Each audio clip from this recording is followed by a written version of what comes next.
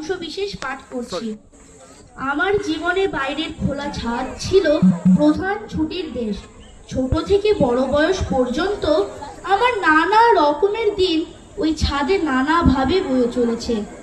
আমার পিতা যখন বাড়ি থাকতেন তার জায়গা ছিল তেতালার ঘরে। চিলেকোঠার আড়ালে দাঁড়িয়ে দূর থেকে কতদিন দেখেছি, তখনও সূর্য ওঠেনি। তিনি সাদা পাথরের মূর্তির মতো ছাদে চুপ করে বসে আছেন, কোলে দুটি হাত জোর করা। মাঝে মাঝে তিনি অনেক দিনের জন্য চলে যেতেন পাহাড়ে পর্বতে। তখন ওই ছাদে যাওয়া ছিল আমার 7 সমুদ্র পাড়ে যাওয়ার আনন্দ। চিরদিনের নিচে তলায় বারান্দায় বসে বসে রেলিংয়ের ফাঁক দিয়ে দেখে এসেছি রাস্তার লোক চলাচল, কিন্তু ওখানে গেলে কলকাতার মাথার ওপর দিয়ে পা ফেলে